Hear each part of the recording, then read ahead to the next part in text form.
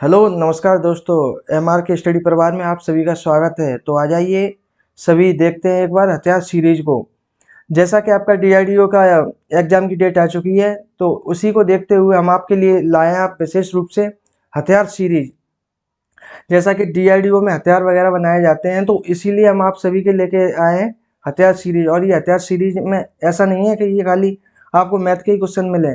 जो भी उसका सिलेबस है, जैसे उसकी साइंस है, रीजनिंग है, मैथ है, जीएस है और आपका इंग्लिश है, ये सभी के लिए आपको हथियार सीरीज मिलेगी। और जैसा कि हम देखते चल रहे हैं, तो उसके बारे में कुछ बताना चाहेंगे। और ये जैसे 6 नवंबर को आईयूसीएल की एग्ज़ाम है, तो वो भी लड़के इसे देखना नहीं भूलें, क्योंकि उन्हें उस एग्ज़ाम में भी यही क्वेश्चन आएंगे आपके।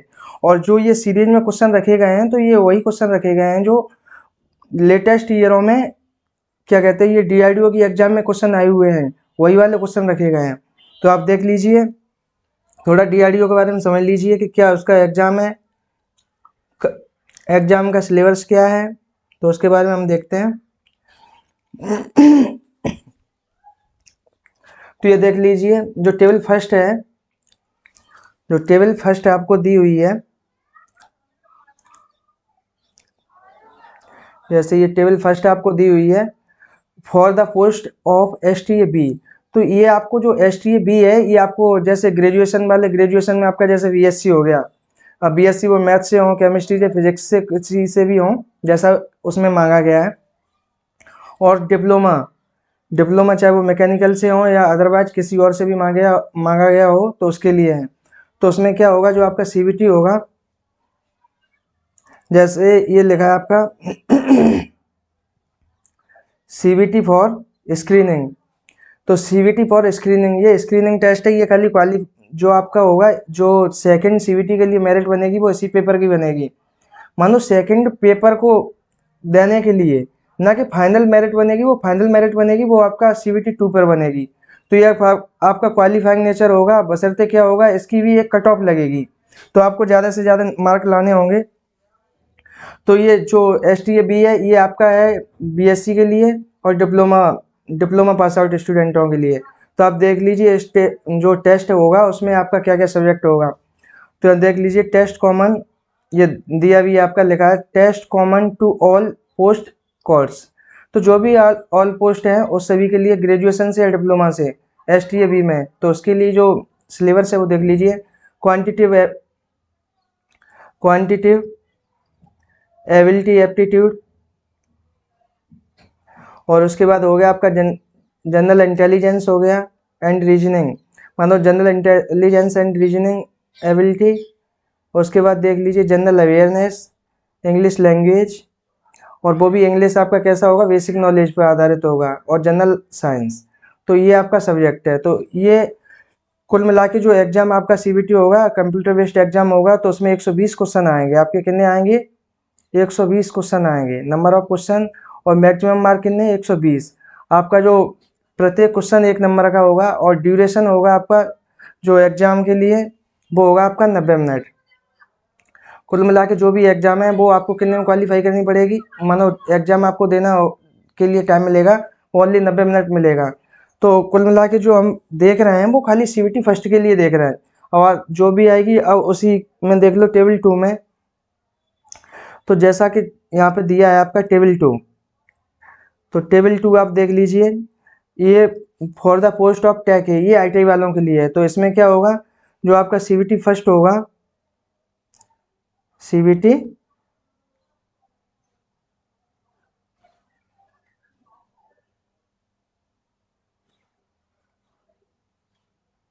सीबीटी फर्स्ट होगा आपका। हाँ, तो देख लीजिए आप, जो सीबीटी फर्स्ट होगा वो आईटीआई वालों के लिए प्रोविजनल सिलेक्शन। तो इसमें क्या होगा, आपका आएगा आपका जैसे क्वांटिटेटिव एबिलिटी है, क्वांटिटेटिव एबिलिटी एप्टीट्यूड, मानो जो आपका अर्थमेटिक आता है वही आएगा। और जनरल इंटेलिजेंस एंड रीजनिंग हो गया आपका, और जनरल अवेयरनेस हो गया, और इंग्लिश लैंग्वेज बेसिक नॉलेज। इसमें क्या है, आपका जनरल साइंस नहीं आएगा, क्योंकि ऊपर वाले में जो दिया था एस टी ए बी में, इसमें जनरल साइंस आएगा, लेकिन आईटीआई वालों के लिए जनरल साइंस नहीं आएगा। अब बात करते हैं हम क्वेश्चनों की। तो इसमें क्या होगा आपका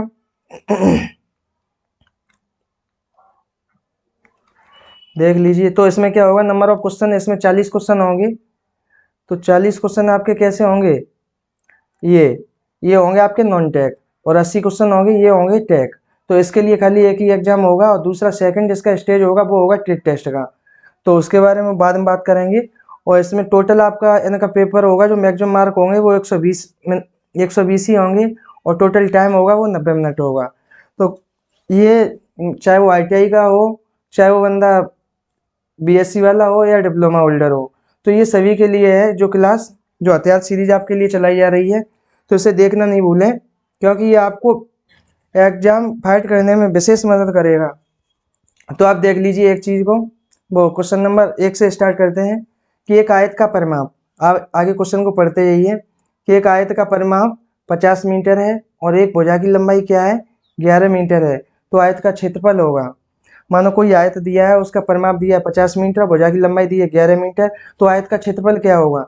तो हमें पता होता है कि आयत का परिमाप क्या होता है,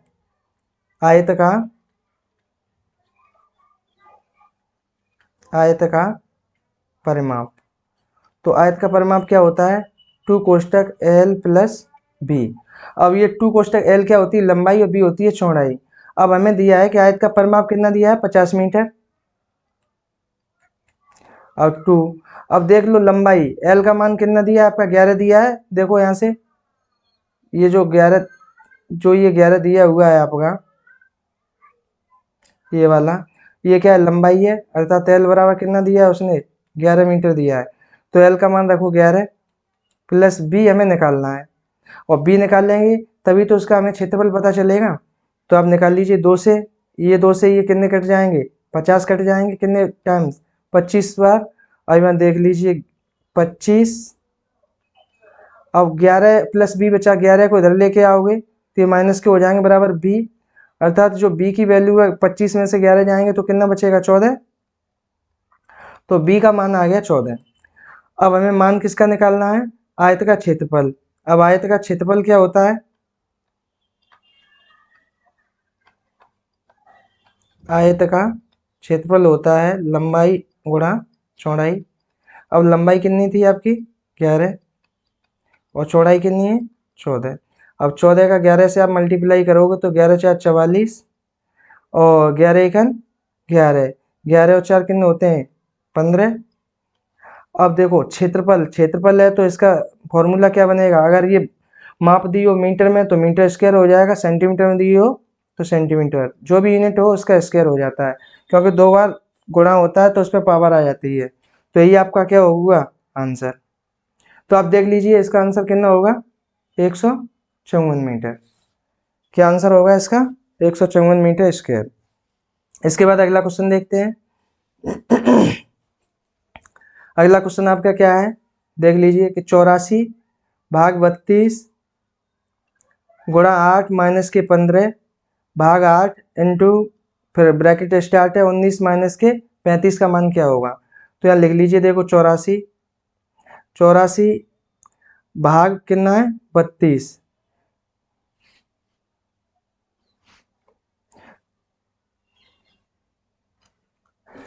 तो यहाँ देख लीजिए भाग है, इसे हम ऐसा कर रहे हैं, अब डायरेक्ट सॉल्व भी करते जा रहे हैं। जैसे 84, अब इसे हम क्या लिख सकते हैं, 84/32 लिख सकते हैं कि नहीं, क्योंकि भाग दिया है। अब फिर क्या है चिन्ह, सबसे पहले हम भाग को तोड़ते हैं बोर्ड मास में, उसके बाद देखो क्या है 8, फिर क्या है माइनस के 15, और फिर उसके बाद क्या दिया है भाग 8, तो भाग 8 कर लोगे। अब इंटू, अब सबसे पहले हम इस कोष्टक को हल करेंगे, तो अब यहाँ 19 है माइनस के, वो सॉरी 19 है प्लस के, और 35 है माइनस के, तो किसकी वैल्यू बचेगी, माइनस की, और 35 में से 19 जाएंगे तो कितने बचेंगे, माइनस के 16, माइनस के 16। अब यहाँ आप देख लीजिए 8 से ये गए कितने बार, 4 बार, और 4 का ऊपर पढ़ो, 4 दूनी कितने हो जाएंगे, 8, और 4 एकन 4, 4 से 4 खत्म। यहाँ देखो, अब यहाँ देखो यहाँ कितने, 8 एकन 8, और 8 दूनी 16, अर्थात माइनस के 2 बचेंगे। अब जो बचा वो लिख लीजिए आप, ऊपर कितना बचा 21, फिर उसके बाद 15 दूनी 30, माइनस माइनस क्या हो जाएगा, माइनस माइनस क्या हो जाएगा, प्लस, तो प्लस 15 दूनी 30।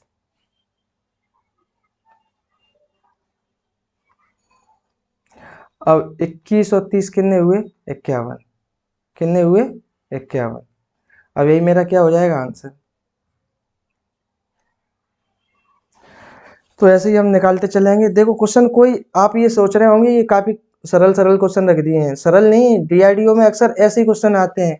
ये जो पिछले ईयरों में जो पेपर हुए हैं उन्हीं से क्वेश्चन ही उठाए गए हैं।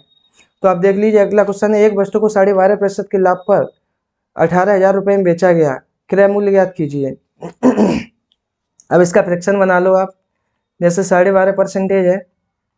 अब इसका फ्रैक्शन बनाओगे, जैसे परसेंटेज हटाओगे तो बट्टे क्या हो जाएगा 100। तो 1 बट्टे कितना हो गया 8। अगर इसका मानो ये हटाओगे पॉइंट तो यह 0 बढ़ जाएगी, इससे ये कट जाएगा तो कितने 8। अर्थात इसका फ्रैक्शन क्या बनेगा 1/8। देखो तो वस्तु का जो मूल्य था वो कितना 8 था, लेकिन बेचे कितने में गया है 1 का फायदा हुआ है, तो ये टोटल कितना हो जाएगा 9। अर्थात हम ये कह सकते हैं कि 9 बराबर कितना हो जाएगा 18,000। 9 बराबर कितना हो जाएगा 18,000। अब 9 से ये काट दो तो 1 बराबर कितना हो जाएगा 9 दूनी 18 2000। जब 1 बराबर 2000 हो गया, अब यहाँ ये देख लीजिए 2000। अब निकालना किसका है 8 का, 8 ही का तो निकालना है। 8 का निकालो तो 8 बराबर कितना हो जाएगा 8 इंटू 2000, और 8 इंटू 2000 करोगे तो ये कितना आ जाएगा 16,000, और 16,000 मेरा क्या हो जाएगा आंसर। अब ये समझ में आया कि नहीं कि हमेशा फ्रैक्शन में बदल लो, और फ्रैक्शन में बदल लो तो इसकी बिंदु बन जाती है 1/8। अब पहले 8 था लेकिन बेचा कितने में गया है ये 9 में। जब ये दोनों देखोगे आप 8 और प्लस 1 ये कितने हो जाएंगे 9, तो ये 9 में बेचा गया है। तो 9 बराबर 18,000 और 9 बराबर 18,000 हो जाएंगे तो 1 बराबर 2,000। तो हमारा पहले मूल्य कितना था, क्रय मूल्य कितना था, ये जो आपका बिंदु बन जाता है जैसे 9/8, तो ये आपका हो जाएगा एसपी सेलिंग प्राइस, और ये आपका हो जाएगा सीपी। अब एसपी ये 9 दिया है और 9 बराबर 18,000, और तो सीपी तो ये निकल ही आएगा। तो ऐसे ही करते जाते हैं, ठीक है। इसके बाद देख लो अगला क्वेश्चन कि प्रतिदिन 7 घंटे कार्य करके 8 श्रमिक 12 दिनों में एक दीवार बना सकते हैं। प्रतिदिन कितने घंटे कार्य कर रहे हैं 7 घंटे, और कितने श्रमिक हैं 8, और कितने दिनों तक कार्य करते हैं 12 दिनों तक। और तो 7 श्रमिक प्रतिदिन 6 घंटे कार्य करके करते हैं तो दीवार बनाने में कितने दिन लगेंगे। तो यहाँ देख लीजिए मैंने बताया था वही MDH वाला, एक बार MDH यहाँ जैसे 1 लगा लो, अपॉन क्या होता है W1, और यहाँ क्या होता है M2 D2 और H2 अपॉन क्या हो जाएगा W2। तो ये चीज़ समझ लीजिए। अब यहाँ पे क्या है जो M होता है, M पहला क्या होता है मैन मतलब आदमी, और D होता है डे दिन, H होता है हावर। तो ये चीज़ समझ लीजिए। अब यहाँ देख लो जो किसकी वैल्यू दी है, M1 की वैल्यू कितनी दी है, कितने व्यक्ति हैं कितने श्रमिक हैं 8, कितने दिनों तक कार्य करते हैं 12 दिनों तक, पर डे कितने घंटे कार्य करते हैं 7 दिन तक, और किसको बना रहे हैं एक दीवार को, तो इसके बट्टे में 1 रख लो आप, कितना रखोगे 1, या 1 रख लीजिए आप। और उसके बाद बराबर M2 का मान कितना है 7 श्रमिक हैं, और कितने दिन तक कार्य करते हैं ये हमें निकालना है, तो इसे x मान लीजिए। और कितने घंटे कार्य करते हैं 6 घंटे कार्य करते हैं, अभी आप निकाल ली W2। तो बनानी तो एक दीवार ही है, तो यहाँ भी 1 होगा, 1 से 1 खत्म हो गया, या ना खत्म करो तो फिर भी 1, तो जिसका भाग दो वो नहीं रहेगा। अब खत्म करो तो 6 दूनी 12 और 6 एकन 6, 7 से 7 खत्म।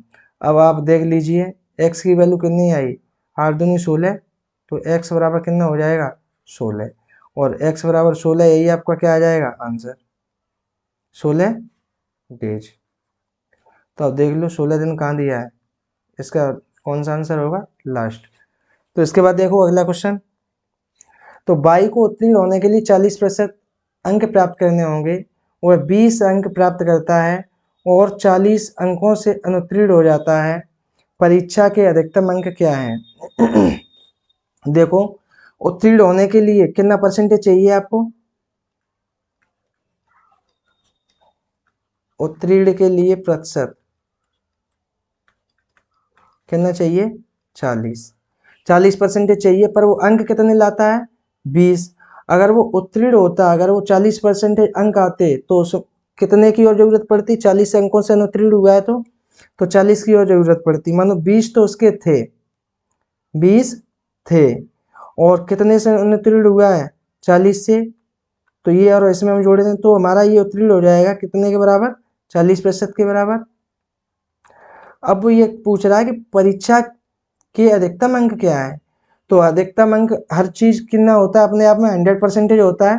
तो 100% आप निकाल ली, 40% बराबर ये कितना हो जाएगा? 60। तो 100% बराबर कितना हो जाएगा? सीधा लिख लो पहले।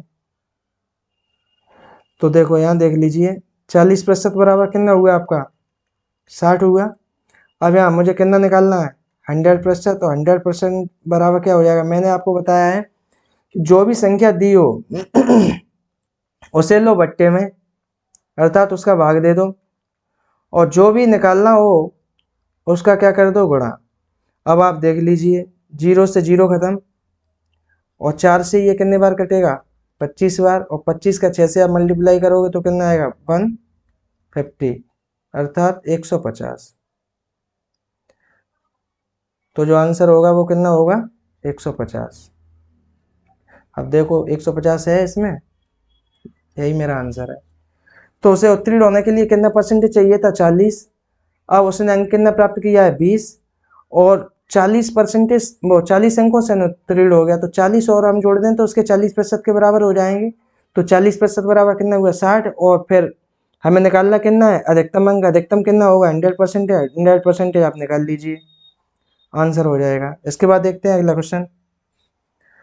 अब यहाँ देख लीजिए कि आपकी ये अलग अलग भिन्न दी हुई है। जैसे 5 है, 5/6, 10/18 और 25/36। तो सबसे पहले हम ये देखेंगे, और पूछ के रहा है इसमें, ये देखो महत्तम पूछ रहा है या लघुत्तम पूछ रहा है। तो जब ऐसी कंडीशन में अगर महत्तम पूछे तो हमेशा अंश का मासा निकालेंगे, हर का क्या निकालेंगे? लासा। अगर वो लासा पूछता है तो हम क्या करेंगे? अंश का लासा निकालेंगे और हर का मासा। जो पूछता है वो निकालते हैं अंश का। और उसके ठीक विपरीत, मानो जैसे मासा पूछ रहा है तो लासा निकालना पड़ेगा, वो किसका निकालेंगे? हम हर का। तो ये चीज ध्यान रखना है। अब यहाँ देख लीजिए कि 5, 15 और 5 और 10, 5 और 5 और 10, और कितना आपका दिया है? 25। अब इनका मासापा आप बताओ। हाईएस्ट कॉमन फैक्टर अर्थात HCF। तो 5 देखो, ऐसा देखते हैं कि जिसमें सभी का भाग चला जाए। जैसे 5 का भाग 10 में दोगे और 5 का भाग 25 में दोगे, तो यहाँ पे अगर 10 में दोगे तो यहाँ कितना बचेगा? 2।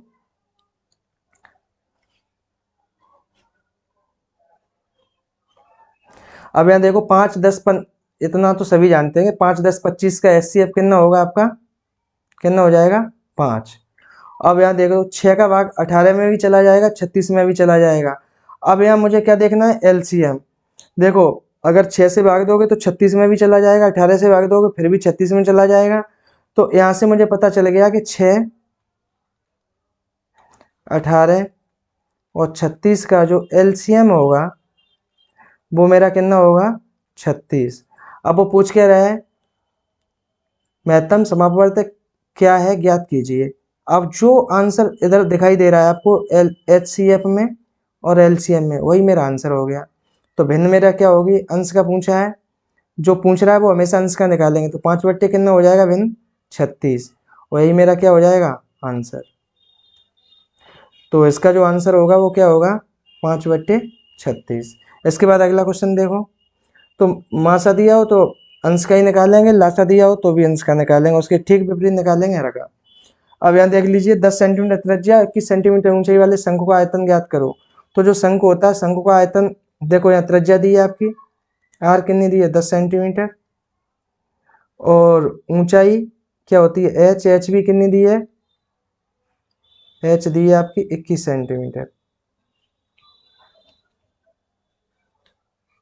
कितना दिया है एच, 21 सेंटीमीटर। अब यहाँ आप देख लीजिए कि जो शंकु का आयतन होता है वो क्या होता है,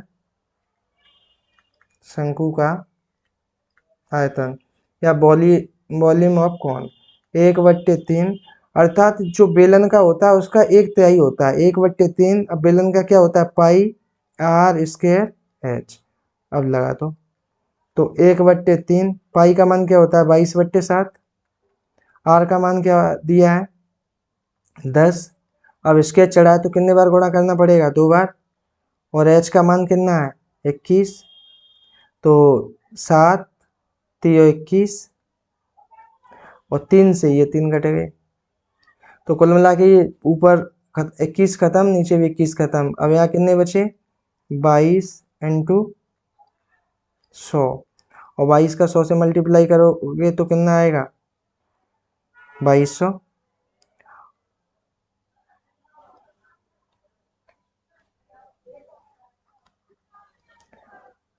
2200 सेमी क्यूब आयतन है, क्योंकि देखो 2 बार यहाँ गुणा हुआ है और 1 बार ये है, तो सभी माप और 3, तो इसका जो भी माप दी होगी उसका क्या हो जाएगा क्यू, या घने का ही। इसके बाद देखते हैं अगला क्वेश्चन, ये तो फॉर्मूला बेस्ड था क्वेश्चन। अब ये देखो ए और बी की आयु का अनुपात दिया है 2:5, 8 वर्ष बाद उनकी आयु 1:2 के अनुपात में होगी, उनकी वर्तमान आयु के बीच का अंतर क्या है। तो आप देख लीजिए, जो भी दिया है उसे लिख लो। क्या दिया है कि वर्तमान आयु का अनुपात, वर्तमान आयु का अनुपात क्या दिया है 2:5, यही तो दिया है। अब इसके बाद हम देखते हैं कि 2:5 दिया है, और कितने वर्ष बाद ये हो जाता है 1:2, तो 1:2 हो जाता है कितने वर्ष बाद, 8 वर्ष बाद, तो 8 इसमें भी जोड़ेंगे, 8 इसमें भी जोड़ेंगे। अब कर लीजिए आप सॉल्व। तो 2 का 2 से मल्टीप्लाई करोगे, क्रॉस मल्टीप्लाई, जैसे इस 2 का इस 2 से, और इस 1 का इस 5 से, तो 5 एकन 5, और 2 दूनी 4। अब यहाँ देख लीजिए इन दोनों का अंतर कितना 1, और दोनों में समान संख्या है तो बराबर। अब एक अंतर हुआ तो 1 का 8 से मल्टीप्लाई करोगे तो कितना आ जाएगा 8। अब यहाँ आप देख लीजिए 1 की वैल्यू कितनी आ गई 8। अब वो पूछ के रहा है वर्तमान आय का अंतर। अब आप देख लीजिए कि वर्तमान आय ये थी 2:5, यहाँ अंतर कितना था, अंतर कितना है 3। अब 1 बराबर है 8, तो 3 बराबर कितना हो जाएगा 3 इंटू 8, तो ये कितना हो जाएगा 24। तो जो भी आंसर आएगा कितना आएगा 24 वर्ष, यही मेरा आंसर होगा। तो देख कितना आंसर होगा 24। वर्तमान आय का अनुपात दिया है आपका 2:5, इसे देख लीजिए। फिर वो कह रहा है कि 8 वर्ष बाद इतना हो जाता है 1:2 हो जाता है, तो 8 वर्ष बाद तो दोनों में 8 8 जोड़ दो, और क्रॉस मल्टीप्लाई करके जो भी अंतर आए और वो इन दोनों के अनुपात के अंतर का बराबर कर लीजिए। तो एक बराबर कितना आया 8 के, और वो अंतर कितना था 3, तो 3 का 8 से मल्टीप्लाई करोगे तो कितना हो जाएगा 24 वर्ष, यही मेरा आंसर होगा। इसके बाद अगला देखो क्वेश्चन। तो 15 संख्याओं का औसत 30 है, जबकि इन संख्याओं में से 13 संख्याओं का औसत 32 है। यदि शेष 2 संख्याएं बराबर हैं तो दोनों में से प्रत्येक संख्या क्या है। अब वो क्या कह रहा है कि जो 15 संख्याओं का औसत कितना है 30, तो सीधी बात है, ऐसे हम डायरेक्ट कर देते हैं। 15 का कितना है 15 इंटू 30, 15 संख्या, अगर एक संख्या की वैल्यू कितनी है 30 है तो 15 की कितनी होगी, तो 15 तिया 45, 45 प्लस 0 की 0। अब वो कह रहा है 13 संख्याओं का औसत 32 है, तो 13 संख्याओं की जो वैल्यू है वो कितनी दी हुई है आपकी,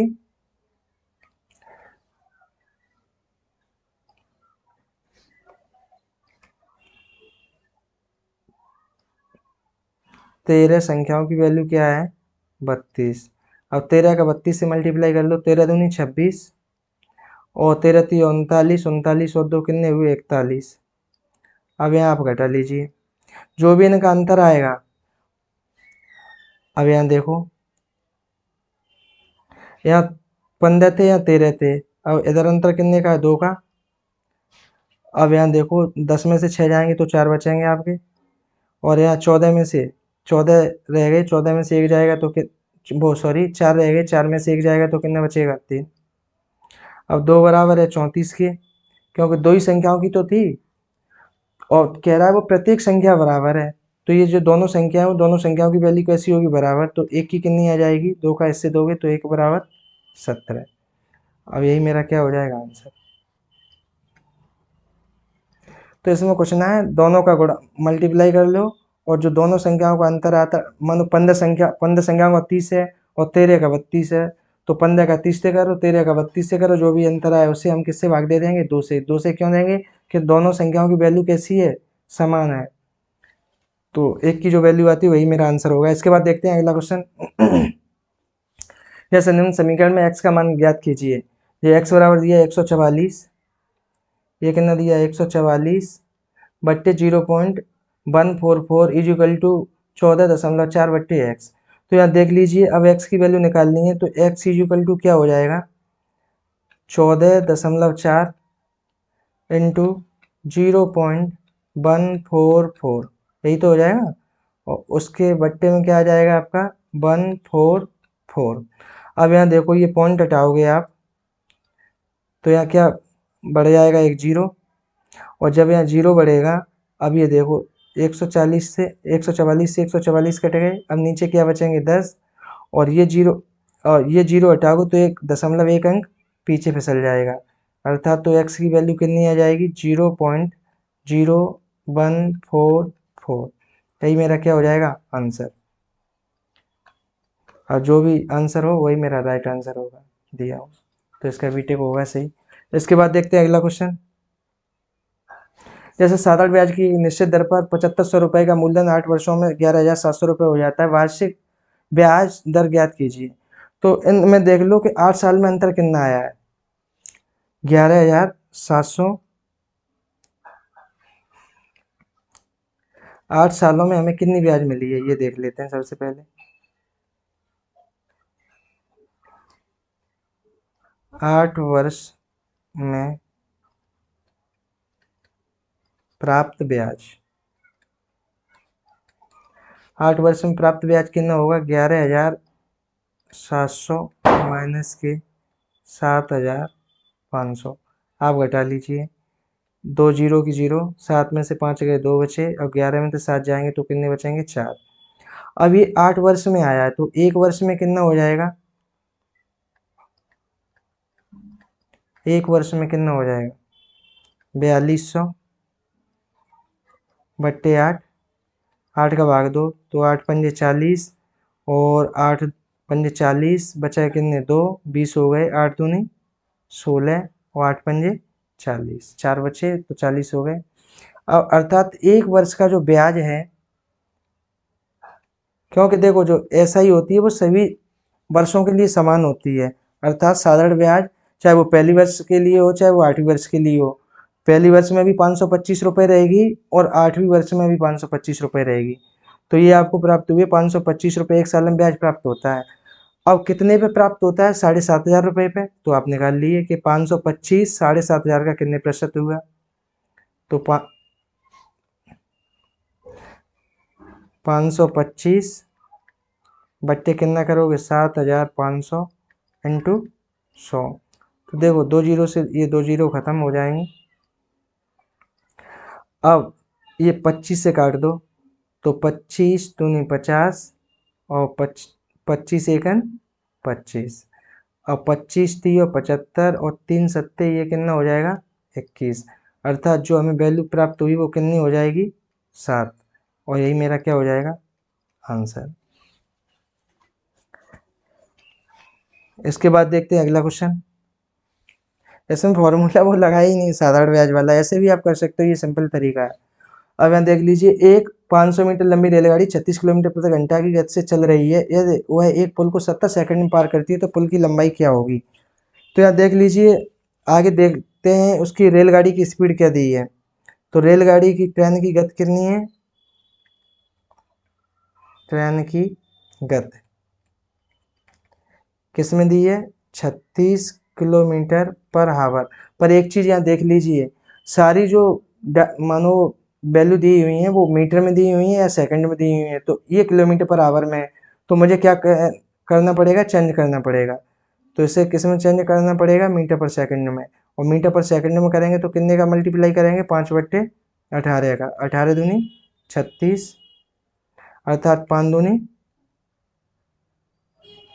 10, कितना आ गया, 10 मीटर पर सेकंड। अब यहाँ देख लीजिए पुल की लंबाई, हमेशा क्या होता है, समय बराबर क्या होता है, दूरी बट्टे चाल। समय क्या होता है, टाइम, दूरी डी, डिस्टेंस अपॉन स्पीड। अब यहाँ देख लीजिए टाइम कितना है, 72 सेकंड। डिस्टेंस क्या हो जाएगी, देखो जब भी कोई ट्रेन पार करती है, जैसे मानो ये आपका पुल है, ये पुल बना है, अब ये ट्रेन इधर से आएगी तो यहाँ एंट्री करेगी, उसके बाद जब निकलेगी तो यहीं से तो होगी।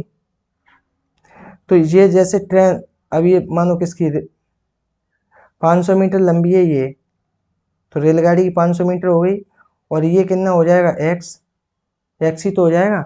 तो कुल मिला के जो रेलगाड़ी को दूरी तय करनी पड़ेगी, अर्थात पुल पार करने में मेरा कितना हो जाएगा दूरी, 500 प्लस एक्स, और जो भी दिया हो मीटर या कुछ भी, तो ये 500 प्लस एक्स मीटर हमें दूरी तय करनी पड़ेगी। तो देख लीजिए, तो 500 प्लस एक्स, ये क्या हो जाएगी, डिस्टेंस, क्यों 500 तो उसकी हो गई ट्रेन की, और एक्स मीटर मान लिया मैंने किसकी, पुल की। अब अपॉन स्पीड कितना दिया है, 10, अक्रॉस मल्टीप्लाई कर लो। 10 का अगर मानो 72 से करोगे तो कितने हो जाएंगे, 720, बराबर कितने हो जाएंगे, 500 प्लस एक्स। अब एक्स की वैल्यू निकाल लीजिए आप, एक्स बराबर कितना हो जाएगा, 500, 720 माइनस के 500, अर्थात कितना हो जाएगा, 220 मीटर। अब क्या, यही मेरा क्या होगा आंसर। अब यहाँ आप देख लीजिए कि अगर 220 मीटर इसमें कहीं दिया है आंसर और नहीं दिया है, तो इसमें एक ऑप्शन दिया है क्या, इनमें से कोई नहीं, तो यही मेरा आंसर हो जाएगा। इसके बाद देखते हैं अगला क्वेश्चन। एक स्कूल में लड़कों की संख्या का लड़कियों की संख्या से अनुपात 5:7 था। यदि स्कूल में 931 लड़कियां थी तो कितने लड़के थे। अर्थात इसमें दोनों का देखो, लड़के बॉय और गर्ल का रेशियो दिया है, बॉय और गर्ल। पहले क्या है, लड़के, तो लड़के कितने हैं, 5, और लड़कियां कितनी हैं, 7। समझ लीजिए आप। अब वो कह रहा है कि यदि स्कूल में लड़कियां कितनी थी, 931, और लड़कियों का रेशियो कितना दिया है, 7। तो हम कह सकते हैं कि ये जो 7 हैं वो किसके बराबर होंगी, 931 के होंगी। तो 7 का देखो, 7 बराबर क्या हो जाएगा, 931, 7 से काट दीजिए आप, तो 7 एकन 7, और यहाँ कितने बचे, 2, कितने हो गए, 23, तो 7 तिया 21, और फिर बचे 2, तो 7 तिया 21, कितना आया, अर्थात एक की वैल्यू कितनी आ रही है, 133। तो वो पूछ रहा है कि कितने लड़के होंगे। अब यहाँ हम देख लेते हैं, लड़के कितने, 5, तो 5 इंटू 133। अब ये कर लीजिए आप, तो 5 3 15, 5 3 15, 1 16,